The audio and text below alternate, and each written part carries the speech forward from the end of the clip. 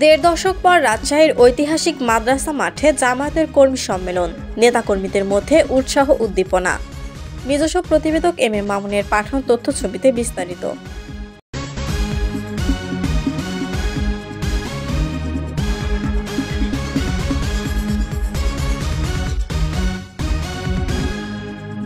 শনিবার 18 জানুয়ারি রাজশাহীতে বাংলাদেশ জামায়াতে ইসলামীর কর্মী সম্মেলন অনুষ্ঠিত হতে যাচ্ছে।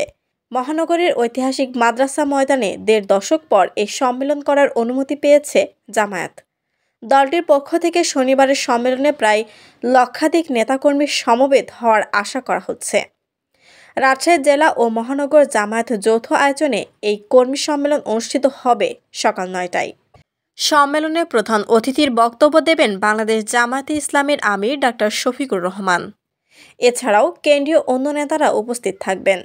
কর্মী সম্মেলনের প্রস্তুতির সর্বশেষ অবস্থা পর্যবেক্ষণ করতে আজ শুক্রবার সকালে জামায়াতে ইসলামীর রাজশাহী মহানগরের আমির ডাক্তার মাওলানা কেরামত আলী, সেক্রেটারি ইমাজ উদ্দিন মণ্ডল, প্রচার ও মিডিয়া সম্পাদক আশরাফুল আলম ইমন সহ অন্য নেতারা মাঠ পরিদর্শন করেন।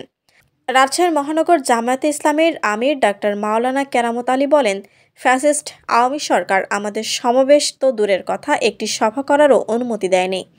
দীর্ঘ 15 বছর পর আমরা এমন সম্মেলন আয়োজন করতে পেরেছি। সম্মেলনকে কেন্দ্র করে নেতাকর্মীদের মধ্যে উৎসাহ উদ্দীপনা দেখা দিয়েছে। এই সম্মেলনে জেলা ও মহানগর থেকে লক্ষাধিক নেতাকর্মী আসবেন। আমিরে জামায়াত তাদের দিক নির্দেশনা দেবেন।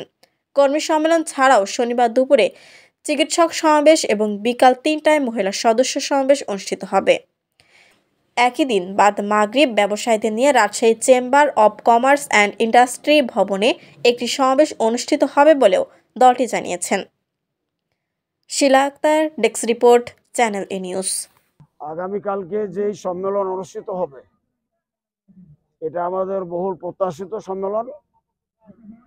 2010 সালের পরে আমরা এই ধরনের কোনো বড় সমাবেশ, কোনো সম্মেলন করতে পারি নাই। আল্লাহ তাআলার মেহেরবানিতে পট পরিবর্তনের পরে, জুলাই অভ্যুত্থানের পরে আমরা আজকে যে প্রোগ্রামটা করতে যাচ্ছি, এটি জাতির অনেকটা আকাঙ্ক্ষিত প্রোগ্রাম।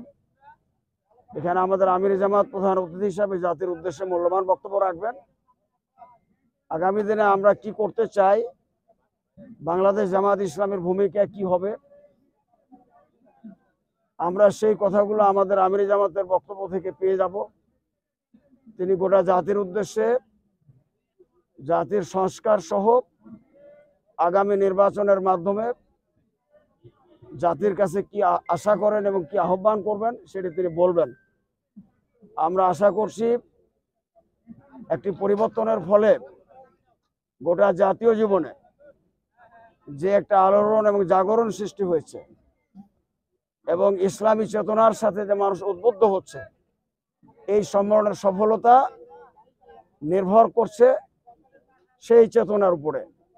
আমরা এই কারণে আশা করছি যে লক্ষাধিক মানুষ, আমাদের জনশক্তি, লক্ষাধিক কর্মী আমাদের এই কর্মসূচিতে সামিল হবেন, এই সম্মেলনে তারা উপস্থিত হবেন এবং এই বক্তব্য রাজশাহী মহানগর এবং রাজশাহী জেলার চতুর্দিকে পৌঁছে যাবে। শুধু তাই না, সারা দেশের মানুষের কাছে আমির জামাতের বক্তব্য পৌঁছে যাবে, যাতে একটা জাতির দিক নির্দেশনা পায় এবং সেই আলোকে আমরা আমাদের আগামী দিনে চলার প্রস্তুতি গ্রহণ করব। শৃঙ্খলাতে আমাদের নিজস্ব শৃঙ্খলার ব্যবস্থা আছে, আমাদের স্বেচ্ছাসেবক আছে। আজকে আপনারা দেখতে পাচ্ছেন স্বেচ্ছাসেবকদের আমরা ডেকেছি সমস্ত দায়িত্ব বুঝিয়ে দেওয়ার জন্য। সরকারিভাবেও তাদের প্রতি তাদের যে দায়িত্ব সেটা তারা পালন করবেন। আমরা আশা করছি আমাদের এই দায়িত্ব পালনের জন্য আমাদের স্বেচ্ছাসেবক বাহিনী, আমাদের কর্মীরা যথেষ্ট। আল্লাহ তাআলার সাহায্য আছে, আল্লাহ সাহায্য করবেন। যথার্থ নিরাপত্তার দায়িত্ব আমরা আল্লাহর পক্ষ থেকে বাস্তবায়ন করবো ইনশাআল্লাহ।